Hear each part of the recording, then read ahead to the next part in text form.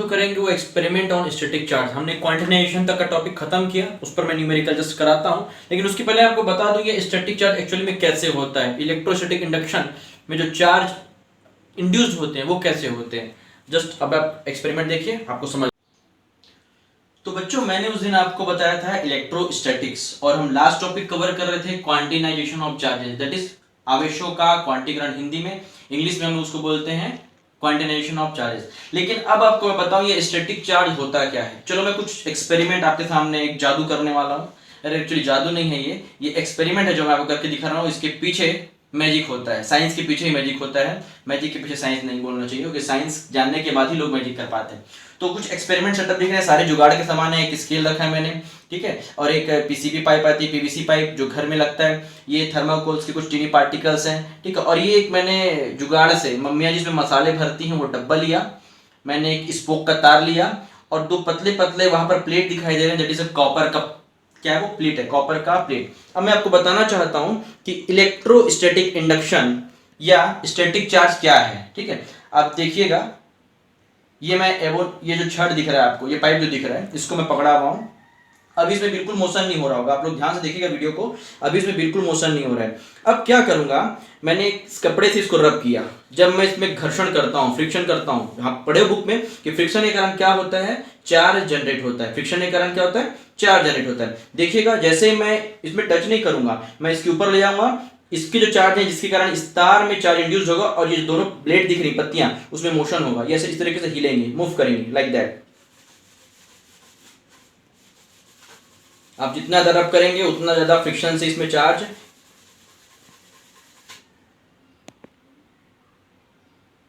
ध्यान दिया आप लोगों ने, मैं टच बिल्कुल नहीं कर रहा हूं। लेकिन क्या करो इसमें, ड्यू टू इलेक्ट्रोस्टैटिक इंडक्शन, एक प्लेट पॉजिटिव और एक प्लेट क्या बन जा रहा है, निगेटिव। डिपेंड करता है कौन सा चार्ज उसमें इंड्यूस हो रहा है। फिर से आपको करके दिखा रहा हूं, थोड़ा सा रेस्ट होने दो, नहीं तो बोलोगे सर हमको मामू बना दिए।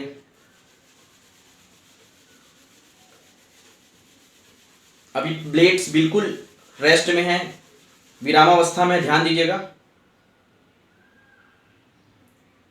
रिकॉग्नाइज कर रहे हैं, आप देख पा रहे हैं, जूम करके देखिएगा बेटा, मैं कोई जादू नहीं दिखा रहा हूं, इसके पीछे बिल्कुल साइंस है, ठीक है, कि स्टैटिक चार्ज क्या होते हैं। ये है इंडक्शन, ठीक है। एक बार और,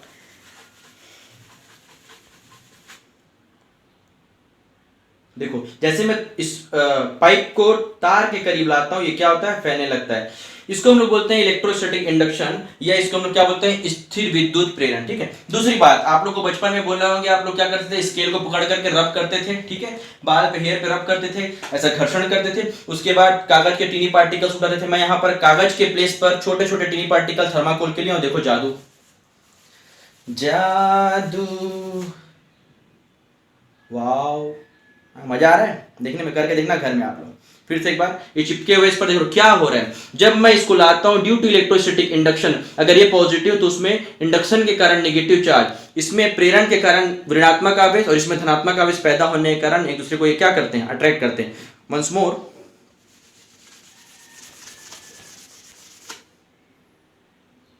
ध्यान दे रहे होंगे, देखो कैसे चिपक रहा है, ये मूव कर रहा है ना, और करीब ले जाऊंगा ये चिपक जाएंगे इसके ऊपर।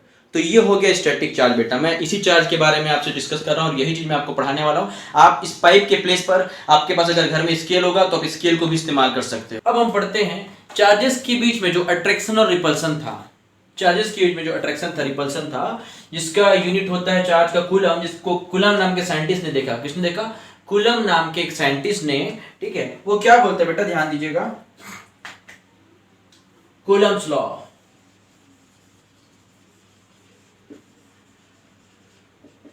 ये एक यूनिवर्सल लॉ याद रखिएगा, कूलम्स लॉ, ठीक है। राइटिंग को इग्नोर करना, मेरा कर्सिव थोड़ा अलग लेवल का है। आप सुनिए जो मैं स्टेटमेंट बोल रहा हूं, अभी हम जो पढ़ रहे हैं वो है कूलम्स लॉ। और कूलम्स लॉ क्या बताता है, अगर आप क्लास 11 की बात करें, आपने न्यूटन्स यूनिवर्सल ग्रेविटेशन लॉ पढ़ा था। क्या पढ़ा था, न्यूटन्स यूनिवर्सल ग्रेविटेशन लॉ। और ये न्यूटन क्या बताया करता था, ध्यान दीजिएगा, न्यूटन क्या बोलता था कि F एन Gm1m2 upon D of square.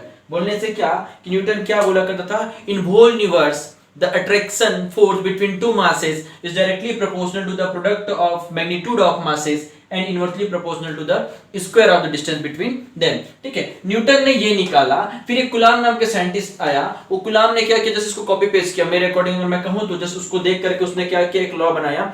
जब चार्जेस के बीच में अट्रैक्शन और रिपल्सन होता है, ये इसकी प्रॉपर्टी होती है, हम लोग पढ़ते हैं चार्जेस की प्रॉपर्टी होती है, extensive property, intensive property, intensive properties. So उसके अकॉर्डिंग अगर दो चार्जेस हैं अकॉर्डिंग टू कूलम्स, ये आप जो बता रहे यूनिवर्सल लॉ है, तकिया कलाम है, ये समझ लीजिए, इसको बहुत अच्छे से पढ़ लो बेटा, ये काम आएगा। हम आपको मालूम है कि क्या होता है, लाइक चार्ज एक दूसरे को क्या करते हैं, रिपल करते हैं, और अनलाइक चार्ज एक दूसरे को क्या करते हैं, अट्रैक्ट करते हैं। ठीक है, ये हम जानते हैं, अट्रैक्शन और रिपल्सन इनके बीच में होता है यार, सही बात है सर, होता है। ठीक है, तो न्यूटन के लॉ से हम एक कूलम्स लॉ को कैसे रिलेट करेंगे मैं आगे आपको बताऊंगा। सो कूलम बोलता है बेटा, कूलम अगर दो चार्जेस उनके बीच का डिस्टेंस कितना है, r है, उनके बीच का डिस्टेंस कितना है, सपोज r, डिस्टेंस आप कुछ भी ले सकते हो। तो कूलम ये बताया, एक चमत्कारिक बोलना चाहिए डेफिनेशन दिया, वो बोलता है the attraction and repulsion force, the attraction and repulsion. वही कूलम ने, न्यूटन ने क्या बताया था, न्यूटन ने सिर्फ क्या कहा था, वो था उनका अट्रैक्शन फोर्स। न्यूटन ने जो बताया था वो था अट्रैक्शन फोर्स, जो मास के बीच में लगता था। बट कूलम क्या बोलता है, the attraction and repulsion force between two charges may be attraction में भी रिपल्सन। क्यों, Fc से मैं रिप्रेजेंट कर रहा हूं कूलम फोर्स को, क्योंकि अगर लाइक चार्जेस है बेटा रिपल्सन होगा, अनलाइक चार्जेस है तो ऑब्वियस सी बात है अट्रैक्शन होगा। तो कूलम बोलता है द अट्रैक्शन एंड, आप स्टेटमेंट नोट कीजिएगा, the attraction and repulsion force between two charges is directly proportional to the product of magnitude of the charges, product of magnitude of the charges and inversely proportional to the square of the distance between them and inversely proportional to the square of the distance between them। अगर इन दोनों को मिलाकर के लिखा जाए कि Fc directly proportional to Q1 Q2 upon R of square, तो ध्यान देना यार, ये प्रोपोर्शनलिटी का साइन अगर हम हटाते हैं तो एक कांस्टेंट लेंगे। कौन सा कांस्टेंट होगा, वो कांस्टेंट है K, Q1 Q2 upon R of square। क्या मिला, Fc equals to K Q1 Q2 upon R of square। ठीक है, ध्यान देते हैं, आगे बढ़ते हैं थोड़ा सा। चलो, अब इस कांस्टेंट K की एक वैल्यू होती है किसमें, इस रूल में, कि K इक्वल टू होता है 1/4 pi epsilon not Q1 Q2 upon R square. इस अट्रैक्शन रिपल्सन फोर्स को कूलम नाम के साइंटिस्ट ने देखा और उसने इसके लिए क्या किया, एक बेहतरीन फॉर्मूला बताया, बेहतरीन लॉ निकाल दिया, और वो ये था, जहां इस पूरे पार्ट का 1/4 पाई एप्सिलॉन नॉट, इसको ई नॉट बोल सकते हो, एप्सिलॉन नॉट बोलोगे।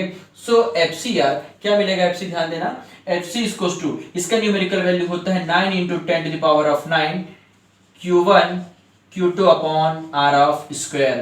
ठीक है, Q1 Q2 upon R of square. ठीक है, जहां पर इसका यूनिट क्या है, आपको Q1 Q2 के लिए क्या करेंगे, चार्ज के लिए coulomb into coulomb, coulomb square upon metre square, coulomb square metre to power -2। ठीक है, ये इसका यूनिट हो गया और ये इसका न्यूमेरिकल वैल्यू हो गया। चलो ठीक है, यहां तक आया समझ कि कूलम और न्यूटन ने, ठीक है, ये न्यूटन ने रूल निकाला था, उसको कॉपी पेस्ट अगर कर दिया कूलम भाई साहब ने, तो कूलम का रूल ये हो गया। ठीक है, कूलम्स लॉ। अब एक चीज सोचने वाली बात है, अगर ये चीज अगर आप सोचेंगे इस तरीके से फिजिक्स को, तो जरूर आपको फिजिक्स अच्छा लगने लगेगा। आप इसको पॉज करके नोट करना बेटा, मैं इसको इरेज कर रहा हूं, जस्ट मैं फाइनल फॉर्मूला लिखा हुआ हूं। ठीक है, ध्यान दीजिएगा कि यार दोनों बंदे ने, एक तो न्यूटन साहब ने और एक कूलम ने, ऐसा क्यों किया कि उन्होंने हमेशा प्रोडक्ट लिया। क्या लिया, Q1 इंटू Qt ही क्यों किया, Q1 इंटू Q2 ही क्यों किया, या उसने M1 इंटू M2 ही क्यों, प्रोडक्ट क्यों किया। लेट सपोज वो ऐसा क्यों नहीं किया, जरा सोच के देखिए कि Q1 plus Q2, Q1 minus of Q2 और Q1 डिवाइड बाई Q2, यही क्यों किया, ये नहीं किया, ये नहीं किया, ये नहीं किया। चलो सोचते, चलो सोच के देखते हैं आखिर रीजन क्या रहा होगा। सपोज Q1 है 3 कूलम, ठीक है, Q2 है, Q1 मान लो 5 कूलम और Q2 है 3। ठीक है, अगर Q1 इंटू Q2 किया मैंने, अगर इन दोनों का प्रोडक्ट किया, 5 3 जा 15, ठीक है, 15 मिल रहा है। अगर मैं इन दोनों को ऐड करता हूं क्या मिल जाएगा, 8, सब्ट्रैक्ट करता हूं क्या मिलेगा, 2, डिवाइड करता हूं क्या मिलेगा, 1 पॉइंट कुछ कुछ। ठीक है, 1 पॉइंट कुछ कुछ होता है, वो आप निकालते रहिएगा। इट मींस इनको मालूम था, क्योंकि इनको मैथ्स मैथ्स में कुछ लॉ होते हैं बेटा, ठीक है, मैथ के कुछ लॉ होते हैं, उस लॉ को ही फॉलो किया उन्होंने देखा अगर इनके बीच का मैक्सिमम फोर्स उनको चाहिए, क्या चाहिए, अगर मैक्सिमम फोर्स इनको निकालना है तो वो मैक्सिमम फोर्स क्या होगा, इन दोनों के प्रोडक्ट के इक्वल होगा। जब वो प्रोडक्ट करते तो उनको मैक्सिमम वैल्यू मिला 15, लेकिन अगर वही वो ऐड करते या सब्ट्रैक्ट करते या डिवाइड करते तो उनको ये वैल्यू नहीं मिलता। आया बात समझ? इसलिए दोनों साइंटिस्ट लोगों ने क्या किया, इसका डायरेक्ट प्रोडक्ट किया, क्योंकि प्रोडक्ट करने से चीजें मल्टीप्लाई होने से चीजें इंक्रीज होती हैं। Is it clear? तो ये था इनका रीजन। आगे बढ़ते हैं, मैं इसको रेस कर रहा हूं, ध्यान दीजिएगा, ठीक है। अब इस कूलम्स के लॉ को मैं आपको थोड़ा सा और इनहेंस करके एक्सप्लेन करना चाहता हूं, ध्यान देना। यहां से आपको एक चीज मिलेगा, हमने बोला कि 1/4 pi epsilon naught is equal to क्या लेने के लिए बोले थे बेटा, 9 × 10⁻⁹, ठीक है, 9 × 10⁻⁹ ये होता है। यहां से क्रॉस मल्टीप्लाई अगर मैं करूं तो एप्सिलॉन इक्वल टू हो जाएगा 1/4 पाई 9 × 10⁻⁹। क्या आप इसका वैल्यू निकाल सकते हो? ठीक है, आप निकालोगे इसका वैल्यू एप्सिलॉन नॉट का, ठीक है, इसमें ये मीडियम के लिए होता है, परमिटिविटी बहुत सारी चीजें इसके अंदर है, इसको आगे के लेक्चर में आपको मैं एक्सप्लेन करूंगा। सो 1/4 पाई 9 × 10⁻⁹ और एप्सिलॉन नॉट की वैल्यू कुछ कुछ आएगी 8.8 समथिंग कुछ कुछ होता है। ये आप घर पे आपके लिए होमवर्क है, सॉल्व करके रखिएगा, क्योंकि डायरेक्ट वैल्यू अपन को कभी कभी न्यूमेरिकल बनाते समय यूज करना होता है। Is it clear? ठीक है, तो इनवर्सली प्रोपोर्शनल टू एक कंसेप्ट है, इनवर्सली प्रोपोर्शनल टू। हमने ये देखा कि FC directly proportional to Q1 Q2 upon R², Q1 Q2 and FC inversely proportional to 1/R²। Obvious सी बात है कि अगर आप इनके डिस्टेंस को इंक्रीज करते हो तो आपको कूलम फोर्स क्या होगा, डिक्रीज हो जाएगा। अगर आप डिस्टेंस इंक्रीज करोगे तो coulomb force will be decreases. See इसी तरीके से अगर आप इन दोनों का प्रोडक्ट करते हो, अगर ये इनकी वैल्यू मैग्नीट्यूड हम इंक्रीज करेंगे तो कूलम फोर्स भी क्या होगा, इंक्रीज होगा। ठीक है, कभी कभी ऐसा होता है, लोगों को ये नहीं मालूम होता कि ये इनवर्सली प्रोपोर्शनल टू के रिलेशन में ऐसा कैसे हो गया। तो एक छोटा सा मैं आपको एग्जांपल दे रहा हूं, ध्यान दीजिएगा कि सपोज d = x/y। सपोज मेरा न्यूमरेटर छोटा है और डिनोमिनेटर बड़ा है, न्यूमरेटर छोटा और डिनोमिनेटर क्या है मेरे पास 2 है, सपोज की बात, ठीक है। अगर मैं न्यूमरेटर को छोटा रखता हूं, डिनोमिनेटर बढ़ाता हूं, मैं ये डिनोमिनेटर को इंक्रीज करूंगा तो मेरे को वैल्यू 0 पॉइंट कुछ कुछ डेसिमल में मिलेगा, 0 पॉइंट में ही मेरे को वैल्यू मिलेगा, किसमें मिलेगा, 0.0 या 0 पॉइंट समथिंग कुछ मेरे को वैल्यू मिलेगा। मतलब डिनोमिनेटर की वैल्यू क्या हो गई, छोटी हो गई। ध्यान दीजिएगा मेरी बात, अगर मैं न्यूमरेटर को छोटा रखता हूं, डिनोमिनेटर को इंक्रीज करता हूं, सिमिलरली हियर अगर मैं इस डिनोमिनेटर की वैल्यू अर्थात डिस्टेंस की डिस्टेंस की वैल्यू इंक्रीज करूंगा, कूलम फोर्स डिक्रीज होगा। उसी प्रकार से अगर यहां पर मैं इसको इंक्रीज करता हूं तो ये मेरा क्या होगा, डिक्रीज होगा। उल्टा करके देखते हैं बेटा, ये 0 पॉइंट में वैल्यू आ रहा था, अगर मैं 2/1 कर दिया, बात समझिएगा, अगर मैं न्यूमरेटर को छोटा करता हूं, अगर मैं न्यूमरेटर को छोटा करता हूं, मेरा ये वाला न्यूमरेटर, अगर मैं डिनोमिनेटर को छोटा करता हूं, इस डिनोमिनेटर की वैल्यू को डिक्रीज करता हूं तो मेरा ये न्यूमरेटर बोलने से एफसी की वैल्यू इंक्रीज होगी। डिस्टेंस कम करूंगा, फोर्स इंक्रीज होगा। यहां पर इस डिनोमिनेटर की वैल्यू मैंने 1 रखा और 1 से जब मैं 2 को डिवाइड करता हूं, मेरा वैल्यू क्या आ रहा है, 2 समथिंग 2। अभी d का डायरेक्टली वैल्यू क्या मिला, 2। बोलने से डिनोमिनेटर डिक्रीज करो और न्यूमरेटर की वैल्यू को आप क्या कर सकते हो, इंक्रीज कर सकते हो। आया बात समझ? इसका मतलब यह है कि डिस्टेंस बढ़ने से कूलम का जो फोर्स है उसका स्ट्रेंथ क्या होता है, डिक्रीज होने लगता है। आया बात समझ? आगे बढ़ते हैं। अब छोटी छोटी मगर मोटी बातें, इसमें मैंने बताया कि एप्सिलॉन नॉट को मैं कंप्लीटली और अच्छे से एक्सप्लेन करूंगा अभी नेक्स्ट लेक्चर में। अभी थोड़ा सा और आगे बढ़ जाते हैं यहाँ पर। अब ये जो कूलम्स का लॉ था, सुनिएगा, ये जो कूलम्स का लॉ था, इस पर बेस्ड एक छोटा सा अपन न्यूमेरिकल करके देखते हैं कैसे न्यूमेरिकल्स आते होंगे। लॉलीपॉप टाइप के न्यूमेरिकल बहुत इजी न्यूमेरिकल होते हैं यार, कुछ रहा नहीं है। अभी मैं तो बहुत छोटे क्वेश्चंस करा रहा हूं, बाद में मैं डीपीपी आपको दूंगा, डेली प्रैक्टिस पेपर, उसके क्वेश्चंस कराऊंगा हायर लेवल के, आईटीएस लेवल के। चलो एक छोटा सा क्वेश्चन लेते हैं। लेट अस कंसीडर 2 चार्जेस, मैं जो बोल रहा हूं उसको आप अपने नोट्स में लिखिएगा। 2 charges 3 coulomb and 2 coulomb separated by distance 3 metre, separated by distance 3 meter, then calculate coulomb force between them, then calculate coulomb force between them। ठीक है, बहुत छोटा सा क्वेश्चन है। If 2 charges 3 coulomb and 2 coulomb separated by the distance 3 centimeter, then ये just मैंने just question अपने मन से बना रहा हूँ, ठीक है। हो सकता है इतना डिस्टेंस पे ये काम ना करे या करे, सो आप जस्ट देखिए। और ये कितना डिस्टेंस पे काम करता है ये भी मैं आपको आगे एक्सप्लेन करूंगा। सो 3 कूलम और 2 कूलम अपने पास चार्ज है, हमारे पास वैल्यू है Q1। सॉल्यूशन ना, कैसे सॉल्व करना है क्वेश्चन, एक है 3 कूलम, जरूरी नहीं है ये यूनिट आपको कूलम में दे, माइक्रो कूलम में दे देगा, ठीक है, माइक्रो में देगा और किसी और टर्म में उसको कन्वर्ट कर देगा, ये वैल्यू अपन चेंज कर सकते हैं। Q1 Q2 हो जाएगा तुम्हारे पास 2 कूलम, डिस्टेंस आर कितना दे दिया बेटा आपको 3 मीटर, अगर यही सेंटीमीटर में देता तो मीटर में कन्वर्ट करोगे, एंगस्ट्रॉम में देता तो 10⁻⁻10 करते, नैनो में देता तो 10⁻⁹ में कन्वर्ट करते, डिपेंड करता है कि क्या आपको दे रहा है। अभी मैं इजी वे सिखा रहा हूं। सो एफसी का वैल्यू होता है 9 × 10⁻⁹ Q1 Q2 upon r of square, 9 × 10⁻⁹ into 3 × 2 divide by 3 का होल स्क्वायर। यार कोई गुना? हाँ चलो यार आप सॉल्व करना सिखा रहे हैं न्यूमेरिकल, आओ सीखें। सो FC इज इक्वल्स टू 9, ये 3 स्क्वायर है ना बेटा, तो एक 3 यहां से कैंसिल हुआ, एक और 3 बचा, वो यहां से 3 3 जा, क्या बचा मेरे पास 3 × 2 × 10⁻⁹, नीचे के दोनों 3 कैंसिल हो गए, एक 3 इसके साथ स्क्वायर का पार्ट और एक 3 3 3 जा 9, 3 2 जा 6, तो कितना मिल गया 6 × 10⁻⁹। एक रफली क्वेश्चन दिया मैंने, याद रखिए जितना आप न्यूमेरिकल प्रैक्टिस करेंगे उससे आपका थ्योरी और भी बिल्ड होगा, आपके कंसेप्ट और क्लियर होंगे। ये मैंने तो जस्ट एक लॉजिकल ऐसा क्वेश्चन दे दिया, बट ऐसे क्वेश्चन ये लॉलीपॉप क्वेश्चन है, बहुत कम आते हैं। एक इस टाइप का क्वेश्चन डायरेक्टली पूछेगा जिसमें डेटा बस आपको चेंज करने रहेंगे। अगर ये कभी मीटर में दे दिया है, ठीक है, तो कभी इसको किस में दे देगा, कूलम को माइक्रो कूलम में देगा, तो ये आपको कन्वर्ट करना रहेगा, ये आपका काम रहेगा। ठीक है, आते हैं एक प्रकार के और क्वेश्चन पे, आप इसको पॉज करके उतार लीजिएगा। कूलम पे बेस्ड और कैसे क्वेश्चन दे सकता है बोर्ड एग्जाम में की बात करें तो। दूसरा क्वेश्चन बोलता है, वही चीज लेता हूं, 2 charges of 3 coulomb and 2 coulomb separated by the distance 3 metre, separated by the distance 3 meter, at which point another charge q be placed, at which point another charge q be placed, then the system is in equilibrium। क्या समझ आया? Question पूछने वाला बोलता है कि अगर तुम्हारे पास 2 चार्ज हैं, एक 3 कूलम का और एक 2 कूलम का है, उनके बीच का डिस्टेंस अगर 3 मीटर है, कितना मीटर है 3 मीटर है, तो एक थर्ड चार्ज मैं कहां पर प्लेस करूं कि सिस्टम इक्विलिब्रियम में हो। What is the meaning of equilibrium? ठीक है, मतलब वो ये बोल रहा है, सपोज ये एक चार्ज है, ये मेरा हाथ वाला पार्ट, ये एक चार्ज है, दूसरा चार्ज है, ये मेरा हेड जो है, सर जो है, तीसरा चार्ज मैं कहां पर पुट अप करूं कि ये पूरा सिस्टम इक्विलिब्रियम है, मतलब इसमें कोई भी तरीके से फोर्स ना लगे। इक्विलिब्रियम मतलब सारे force will be zero, sum of the force will be zero. बोलने से अगर इधर कोई 5 न्यूटन का फोर्स लगा रहा है तो इधर भी 5 न्यूटन का फोर्स लगा रहा है मेरे ऊपर, और मेरे ऊपर दोनों तरफ से 5 न्यूटन का फोर्स है, न्यूट्रल होगा यार। टोटल क्या होगा, इधर 5 + 5 - 0, और मैं रेस्ट में रहूंगा, मेरे में कोई भी फोर्स अप्लाई नहीं होगा, मतलब इधर भी इक्वल फोर्स, इधर भी इक्वल फोर्स। चलो करके देखते हैं। सी क्या करते हैं बेटा, तो मान लेते हैं मैंने क्या किया, x डिस्टेंस पर मैं सॉल्व कर रहा हूं। अब ये क्वेश्चन का पार्ट था, स्टेटमेंट लिखने के बाद सॉल्यूशन फिर से आप ऐसे बनाएंगे, डायग्राम बनाते हुए, डायग्राम बना के सॉल्व करोगे, अच्छे मार्क्स मिलते हैं। ठीक है, ओके। मैंने इस डिस्टेंस को x लिया, जहां पर मैंने क्या पुटअप किया है, q, क्या पुटअप किया है, q।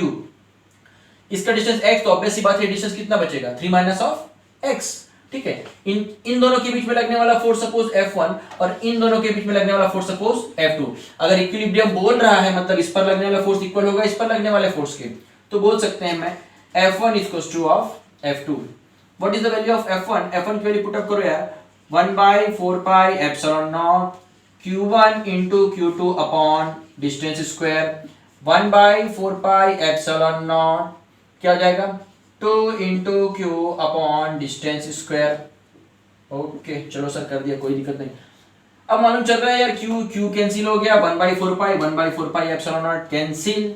What we have, 3/(x²), 2/(3 - x²), cross multiply कीजिएगा इसको, तो क्या हो जाएगा, 3 × 3 - (x²), 2(x²), क्या मिला, 2(x²). अब क्या करते हैं ध्यान दीजिएगा, ये 3 के साथ एक्सपांड कर दो, a + b² का फॉर्मूला आपको आता है, a + b² का फॉर्मूला मालूम है कि नहीं? ठीक है, सो 3 × 3 - (x²), एक्सपांड करो इसको, 9 a² + b² - 2ab, a² + b² - 3 2 = 6x = 2x² यार। ठीक है, मल्टीप्लाई कर दो अंदर, 27 + 3x² - 18 of x minus of 2x² = 0। 3x में 2x गया तो बचा x² minus of 18x plus of 27 = 0। आपके पास एक क्वाड्रेटिक इक्वेशन है, क्लास 10 तक आप सबने क्वाड्रेटिक इक्वेशन पढ़ा है, उसको स्प्लिट करना भी आपको आता है। स्प्लिट करो, x की 2 वैल्यू आएगी, एक पॉजिटिव होगा एक निगेटिव होगा, निगेटिव को इग्नोर करना, पॉजिटिव वैल्यू को ले लेना बेटा, वही इसका आंसर होगा। आया बात समझ आपको कि कितने डिस्टेंस पर हम उसको क्या करें, प्लेस करें। तो इस तरीके का क्वेश्चन आता है, कोई दिक्कत किसी को? ठीक है, अब आगे बढ़ते हैं। Now the next topic is vector law of Coulomb's.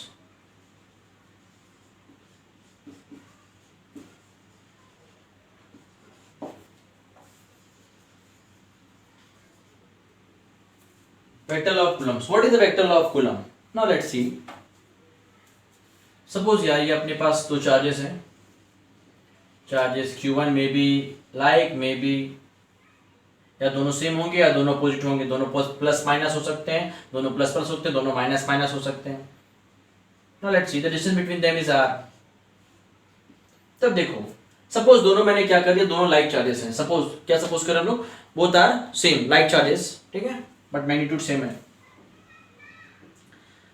Q1 पर ये चार्ज 1 है ना, Q2 Q1 पर जो फोर्स लगाएगा और Q1 Q2 पर जो रिपल्सन फोर्स लगाता है। मान लो Q2 पर जो रिपल्सन फोर्स लग रहा है वो है F ऑफ 1 2। Q2 का Q1 पर लगने वाला जो फोर्स हो गया वो हो गया F ऑफ 2 1। ठीक है बेटा, ओके। जहां इन दोनों के लिए इनका यूनिट वेक्टर, सुनिएगा मेरी बात, क्या कहना चाह रहा हूं मैं, इनके लिए इसका यूनिट वेक्टर, डायरेक्शन जो दे रहा है, डायरेक्शन के कारण इनका यूनिट वेक्टर लेंगे हम लोग। सो इसका जो आर कैप है वो हो जाएगा 1 2, और इसके लिए जो आर कैप है इसका हो जाएगा वो 2 1। अगर मैं दोनों को सेपरेट करके बताऊं या डिस्टेंस को बताऊं तो दोनों के लिए डिस्टेंस के लिए यूनिट वेक्टर जो हम लोग ले रहे हैं वो है 1 2, और उसके लिए है वो 2 1। ठीक है, तो यहां से मुझको क्या मिला, इफ आई से कि f ऑफ 1 2 1, f ऑफ 2 1, पहले f ऑफ 2 1 निकाल, f ऑफ 1 2 निकालते हैं। So f of 1 2 equals to 1/4 pi epsilon naught, बोलिएगा Q1 Q2 upon r of square into, ध्यान देना, इनटू r कैप, हमने क्या लिया 1 2, तो ये इनका यूनिट वेक्टर हो जाएगा r2 1। क्वेश्चन नंबर 1 सी।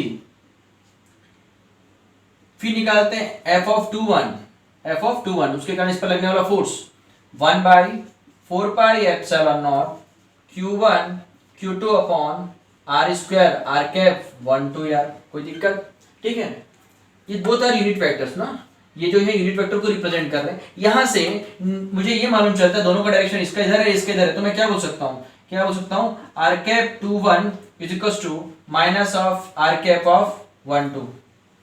दोनों यूनिट वेक्टर हैं, डायरेक्शन अपोजिट है, तो इसको मिला करके हम क्या लिख सकते हैं बेटा, जब ये इक्वल हैं, ये आपस में इक्वल हैं, तो मैं बोल सकता हूं f of 1 2 is equals to minus of f of 2 1। बोलने से f of 1 2 plus of f of 2 1 always equals to 0। ये है law of vector form of Coulomb. ठीक है, vector form of Coulomb's law. ठीक है, आगे बढ़ते हैं, इसको हम इरेज करते हैं, जल्दी से पॉज करके आप इसको नोट डाउन कर लीजिएगा। इसी के आगे पढ़ते हैं law of superposition, law of superposition.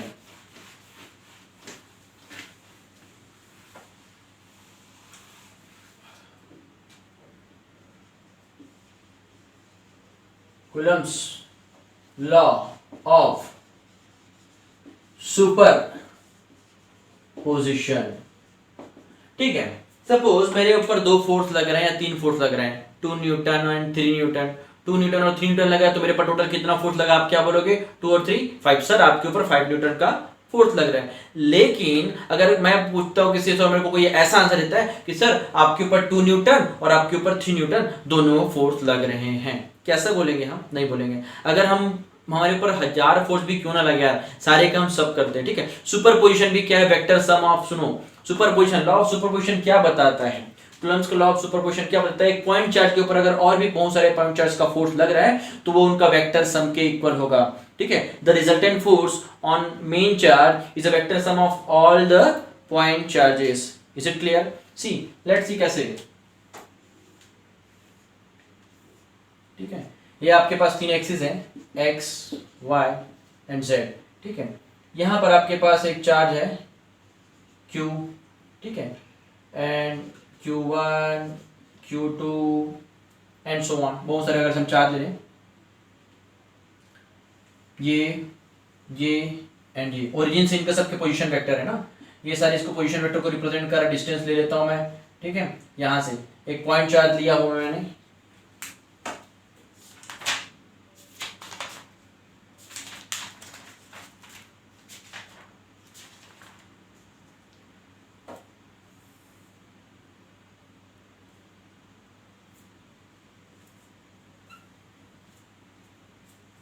ये डिस्टेंस ले लेता हूँ मैं r1, ये डिस्टेंस ले लेता हूँ r2, मैं दो चार्जेस को ले रहा हूँ और ये पॉइंट चार्ज Q नॉट को ले लेता हूँ जिसके ऊपर ये फोर्स लगा रहा है, ठीक है।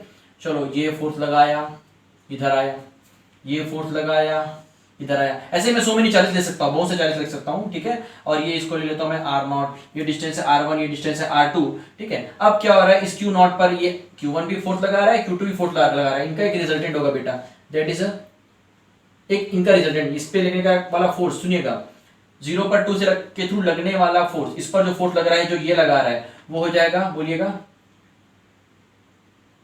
0 2, ठीक है। इसके ऊपर ये वेक्टर फॉर्म है सारे ना, इसके ऊपर जो फोर्स लग रहा है, जब ये Q1 इस 0 पर फोर्स लगा रहा है, Q नॉट पर लगा रहा है, बोलने से क्या मतलब, Q नॉट चार्ज पर एक फोर्स लगा रहा है, ठीक है। सो इसको मैं क्या बोल सकता हूं, F ऑफ 0 1 सी।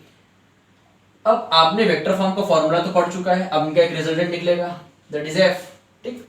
बात समझिएगा क्या बोलना चाह रहा हूं मैं। लॉ ऑफ सुपरपोजिशन क्या बोलता है, अगर किसी भी एक पॉइंट चार्ज पर दूसरे पॉइंट चार्ज के थ्रू अगर फोर्स अप्लाई हो रहा है तो वो उनका क्या होगा, वेक्टर सम कहलाएगा। क्या कहलाएगा, उनका वेक्टर सम कहलाएगा। इन सब का अगर हम लोग डायरेक्शन भी देखें, क्या देखें इन सब का हम लोग अगर डायरेक्शन देखते हैं ना, ये इसका डायरेक्शन वेक्टर, ये इसका direction vector and so on, साथ में इनके यूनिट वेक्टर भी बनेंगे। क्या बनेंगे इनके यूनिट वेक्टर। तो मैं इस तरीके से बोल सकता हूं कि जो जनरल फोर्स, फाइनली जो फोर्स बनेगा वो इन सब का क्या होगा, सम होगा, चाहे वो इधर से कितना भी एंगल क्यों ना रिजॉल्व करे। सो F इक्वल्स टू मैं बोल सकता हूं F of 1 0 plus F of 2 0 and so on F of n of 0। 0 बोलने से क्या, उस पर लगने वाला फोर्स था। तो ये है लॉ ऑफ सुपरपोजिशन, कोई बहुत बड़ा चीज नहीं है। अगर कभी आ जाए तो उनके वेक्टर सम के अलग अलग फोर्सेस को आप क्या कर देना, सम कर देना। इसमें एक charge Q not by 4 pi epsilon not और डिस्टेंस, ये सारे डिस्टेंस को छोड़ करके Q नॉट और 4 पाई एप्सिलॉन नॉट बाहर रहेंगे, बाकी सारी चीजें क्या हो जाएंगी, ऐड हो जाएंगी। कोई क्लियर, इसमें कोई दिक्कत वाली बात, ये भी आपको क्लियर हो गया। आगे बढ़ते हैं।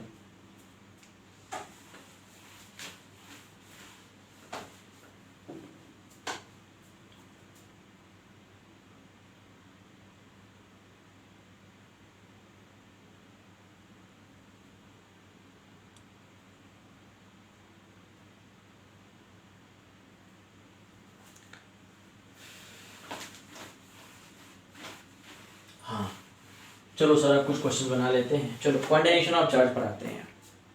क्वांटिनेशन ऑफ चार्ज कुछ न्यूमेरिकल्स मैंने आपको बताया थे, और भी उससे कुछ न्यूमेरिकल करेंगे, बट उससे पहले एक दो न्यूमेरिकल तो हम कर चुके हैं यार। अब एक नए टॉपिक पे आते हैं, सुनिएगा। आप सब लोगों ने जुड़वा पिक्चर देखा। जुड़वा पिक्चर दो निकले हैं ना, बैक टू बैक आया। एक तो बहुत पहले था सलमान खान का, जब हमारे समय में तो जुड़वा में दो सलमान खान थे, दो जुड़वा भाई थे, ट्रेन की पटरी में बिछड़ गया, ठीक है। वैसा ही कंपेयर करो, और आजकल आप लोग में ट्रेंड है वरुण धवन का, सी। तो जुड़वा पिक्चर था, वैसा ही इलेक्ट्रोस्टैटिक्स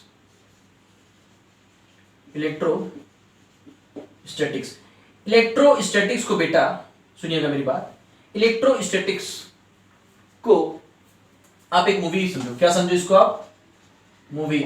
और इसके दो मुख्य किरदार हैं बेटा, इसके दो क्या है, मुख्य किरदार हैं। इलेक्ट्रोस्टैटिक्स को मैंने क्या कर दिया, एक मूवी का नाम दे रहा हूं, सपोज ये जुड़वा पिक्चर के समान, और इसके दो मुख्य हीरो हैं, मेन हीरो हैं, एक है Q और एक है Q नॉट।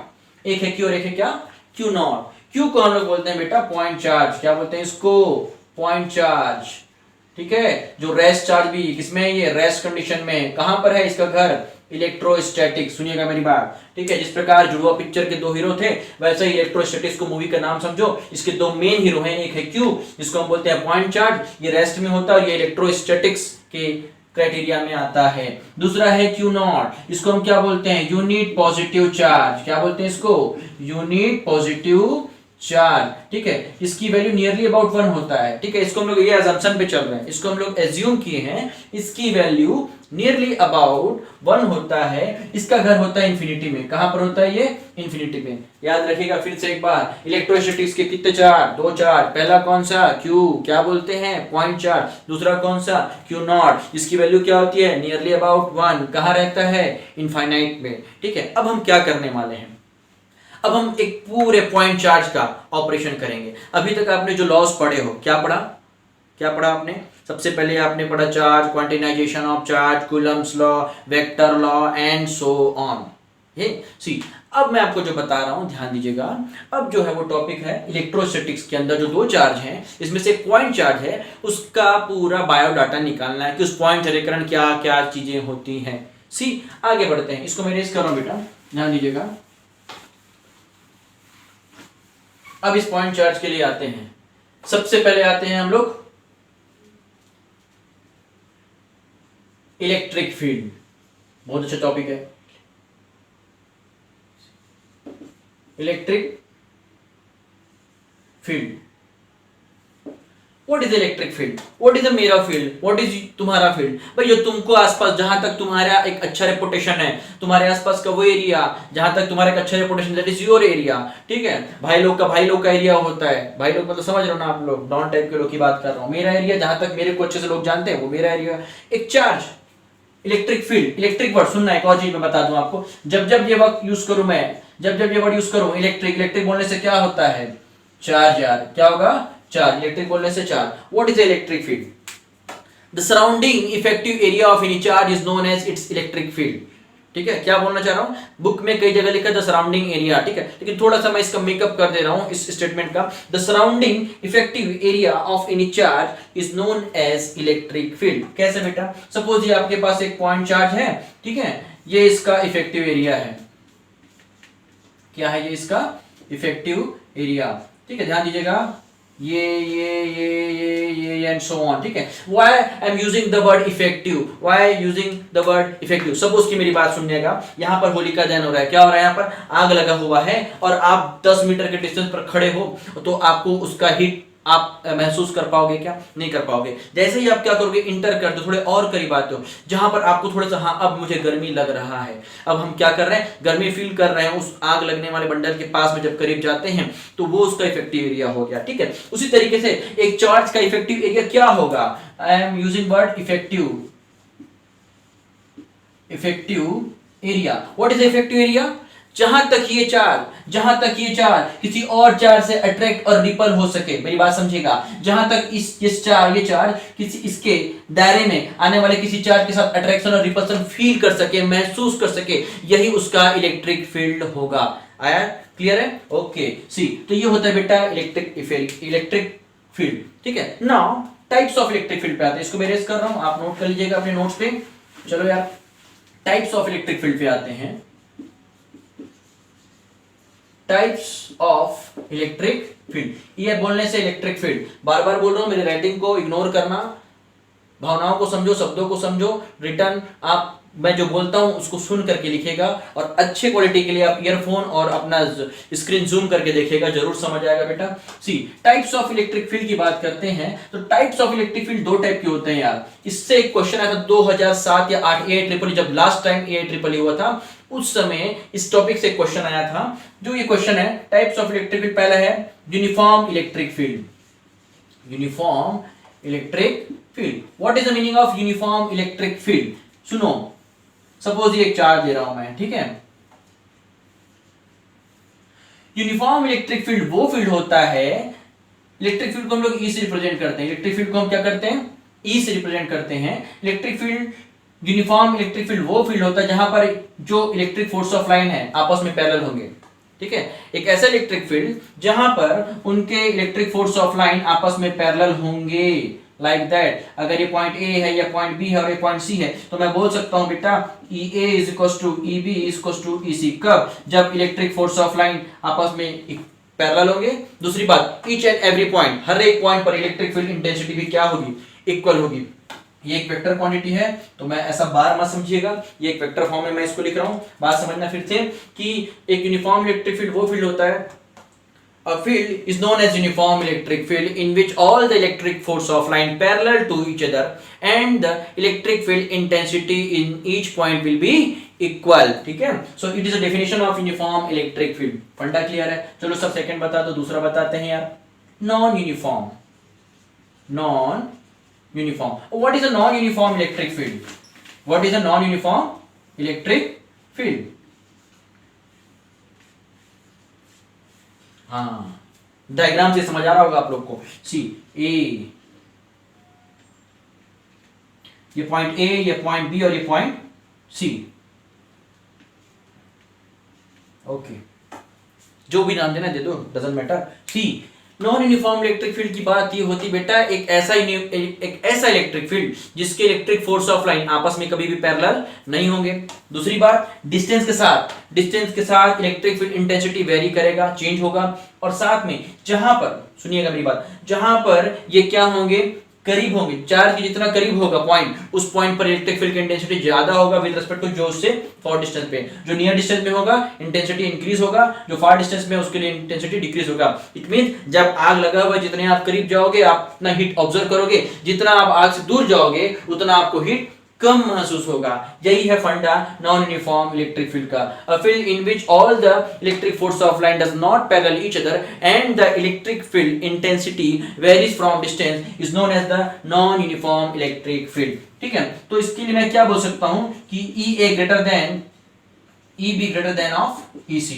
मैं इक्वल नहीं लिखूंगा, सबसे ज्यादा किसका होगा, इसका, देन इसका, देन इसका।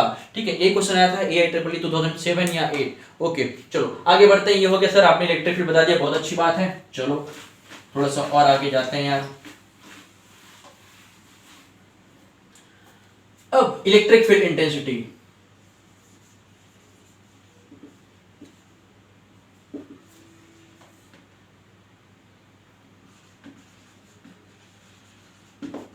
Electric field intensity.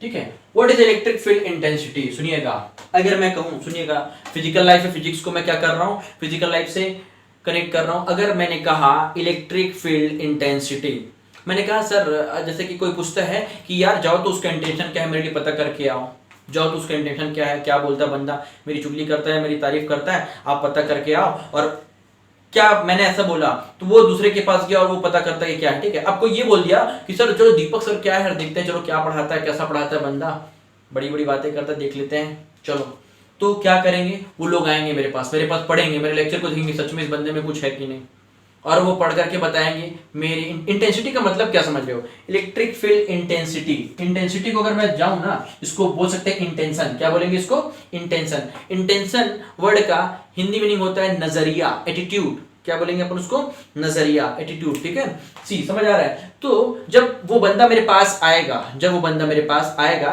तो मेरी पढ़ाई को देखकर जान जाएगा कि मैं कैसा पढ़ाता हूं, कोई दिक्कत किसी को।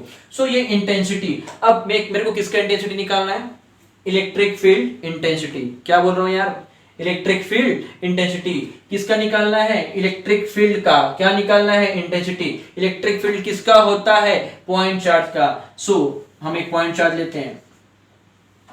ठीक है, हमें क्या लेते हैं, पॉइंट चार्ज। ठीक है, इलेक्ट्रिक फील्ड, इसको हम लोग को फाइंड आउट करना है यार, कितना है। चलो ठीक है सर, निकाल लेंगे, कोई बात नहीं। लेकिन मैं एक बात बोलता हूं कि हम आंखों से लोगों के एक्सप्रेशन पढ़ते हैं, हम आंखों से लोगों के एक्सप्रेशन पढ़ लेते हैं कि बंदा क्या सोच रहा है, क्या सोच रही है। एक इंसान ही इंसान के बातों को समझेगा, इंसान के इंटेंशन को इंसान समझेगा, उसी तरीके से एक चार्ज के इंटेंशन को कौन समझेगा।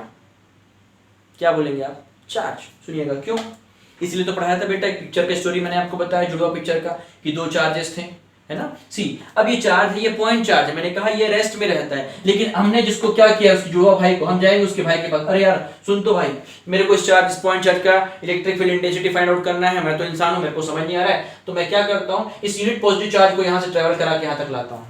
आया बात समझ।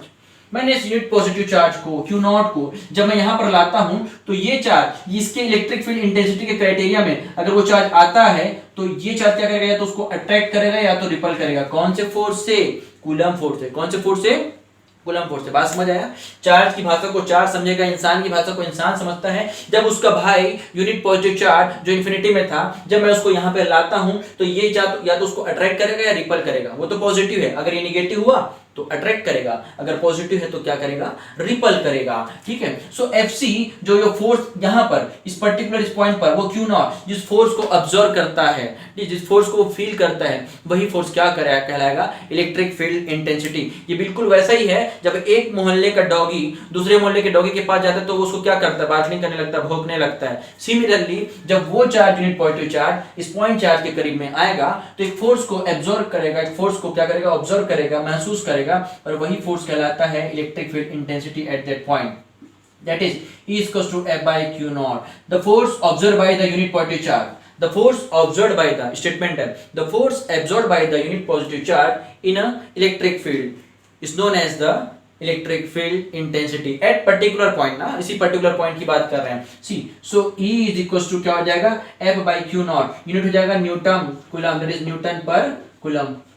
कोई दिक्कत किसी को? अब सुनो यार, जो ये फोर्स ले रहा है इस फोर्स को हम लोग क्या बोलते हैं E multiplied by of Q not, cross multiply करोगे तो जितना फोर्स ये चार्ज कर बियर कर रहा है, महसूस कर रहा है, वो हो जाएगा E multiplied by Q not. Sir कैसा क्वेश्चन है? बहुत लॉलीपॉप क्वेश्चन है। देखो छोटा सा क्वेश्चन करके देखते हैं, ठीक है। कैलकुलेट, क्वेश्चन लिखिएगा, calculate the electric field intensity, calculate the electric field intensity on a unit charge of 3 coulomb, on a unit charge, unit positive charge of 3 coulomb when a force of 5 Newton, when a force of 5 Newton is observed by the or feel by the unit positive charge. क्या बोला मैंने? Charge कितना, unit positive charge कितना 3 coulomb, force कितना है 5 Newton. देखिएगा हमको क्या निकालना है, E निकालना है। व्हाट वी हैव, F कितना था अपने पास 5 न्यूटन, Q कितना था, Q नॉट कितना था 3 कूलम। सो क्या करोगे यार, कुछ नहीं करना है सर, डिवाइड ही तो करना है। 3 1 पॉइंट कुछ कुछ होता है, आंसर आ जाएगा 1 पॉइंट कुछ कुछ होता है न्यूटन पर कूलम के टर्म्स में। तो ये इस तरीके के क्वेश्चंस आएंगे, बट यार इससे जनरली ज्यादा क्वेश्चन नहीं आता है। इस पर कनेक्टेड क्वेश्चन आएंगे किसी और फॉर्मूले के साथ, इसको आप इंटर रिलेट करके न्यूमेरिकल बनाओगे आगे के लेक्चर में। पहले मुझे थ्योरी और ये सब कंप्लीट करो, थोड़ा सा पेशेंस रखो। मैं भी आपके पीछे बहुत मेहनत कर रहा हूं ताकि जल्दी से वीडियोस अपलोड करूं और आप तैयारी कर पाओ बोर्ड का। यहां तक क्लियर है आपको? तो इस तरीके के क्वेश्चन आएंगे, इसको बोलते हैं इलेक्ट्रिक फील्ड इंटेंसिटी। आगे बढ़ते हैं, चलो अब आते हैं बेटा electric field intensity due two point charge. Next heading is electric field intensity due two point charge.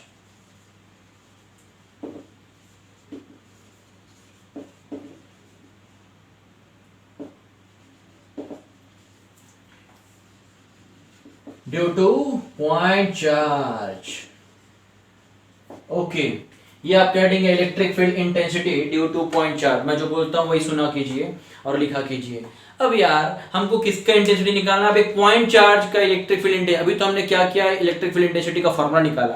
अभी हमने क्या डिराइव किया, इलेक्ट्रिक फील्ड इंटेंसिटी का फॉर्मूला। नाउ द टाइम, ये सबसे इंपॉर्टेंट डेरिवेशन है क्योंकि अभी तकिया कलाम बनने वाला है, बार बार ये यूज होगा आगे के सारे डेरिवेशंस में, आगे के सारे कंसेप्ट में ये फॉर्मूला यूज होगा। तो सुन लो बेटा, electric field intensity due two point charge. ये इलेक्ट्रिक फील्ड इंटेंसिटी किसका निकालना है? पॉइंट चार्ज का। मैंने अगर आपको कहा कि बेटा चाय बनाओ तो सबसे पहले क्या चाहिए? चाय पत्ती, वही तो मेन इंग्रेडिएंट है, उसके बिना तो चाय बनेगा नहीं। सर चाय चाहिए, चाय बनाना है तो क्या चाहिए? चाय पत्ती चाहिए, हाँ, आग चाहिए, शक्कर चाहिए, पानी चाहिए, दूध चाहिए। सी अब मैं बोलता हूँ electric field intensity due two point charge, किसके कारण? Point charge. तो सबसे पहले क्या आएगा? Point charge. ले लो यार पॉइंट चार्ज, कोई गुना होगा भी नहीं। चलो ठीक है भाई, इसकी इंटेंसिटी को कौन समझेगा? इसकी इंटेंसिटी को कौन समझेगा? इसका जो भाई है कहाँ है? इन्फिनिटी में है। जब ये इसका इलेक्ट्रिक फील्ड है जो इस पर लगने वाला है, ठीक है, ध्यान दीजिएगा और ये कंसेप्ट बता रहा हूं। ये वो पॉइंट है जहां पर ये ट्रेवल करते हुए आता है। जैसे ये ट्रेवल करके आता है इसके ऊपर एक कूलम का फोर्स लगता है। क्या लगता है? कूलम का फोर्स, ठीक है, ध्यान दीजिएगा, ठीक है। मान लो ये बेटा यहां से यहां तक का डिस्टेंस कितना ले लिया आप लोगों ने? r। वो एकदम करीब में आया, मान लो r डिस्टेंस पर आकर के वो चार्ज रुका है। अब वो एक फोर्स फील कर रहा है। ये q नॉट जो इन्फिनिटी से ट्रेवल करके आया वो यहां पर आकर के एक फोर्स फील कर रहा है, एक फोर्स को ऑब्जर्व कर रहा है। अब इस फोर्स को निकालना है तो दो चीजें। पहली बात, जैसे ये चार्ज आएगा तो कूलम अंकल ने हमको क्या बताया था? कूलम अंकल ने बोला था कि क्या होगा जब दो चार्ज एक डिस्टेंस पर होते हैं या एक डिस्टेंस पर होते हैं तो उन पर एक फोर्स अप्लाई होता है, दैट इज कूलम फोर्स। जब ये Q नॉट यहाँ पर आ गया है बेटा तो ये इसको क्या करेगा? ये अट्रैक्ट करेगा रिपल। कौन से फोर्स से? इस फोर्स से। 1/4 pi epsilon naught Q into Q not upon R square, equation number 1। और इस चार्ज का खुद का इंटेंसिटी कितना है? ये होता है F/Q नॉट, ठीक है। Equation number 2, from equation 1 and 2, 1 की वैल्यू 2 पे पुट अप कर दो यार, देखो चमत्कारिक आंसर आ जाएगा। क्या आ जाएगा? अरे वही तो आएगा जो आना है, Q into Q naught R square divide by Q naught. Q naught Q naught cancel यार, क्या बच गया? ये देखो 1/4 pi epsilon naught Q upon R square, ठीक है। इट मींस एक पॉइंट चार्ज के कारण इलेक्ट्रिक फील्ड इंटेंसिटी का फॉर्मूला होगा 1/4 pi epsilon naught Q upon R square, 1/4 pi epsilon naught Q upon R square. इसको जरा में बसा लो। ठीक है बेटा, आज का ये लास्ट टॉपिक है, आगे के लेक्चर में नेक्स्ट वीडियो में डाल दूंगा और बहुत जल्दी वो मैं करूंगा। लेकिन आप लोग से एक ही रिक्वेस्ट है कि जरूर से लाइक शेयर सब्सक्राइब और कमेंट करें। हम हैं राही दीपक साइंस जोन के, फिर मिलेंगे चलते चलते।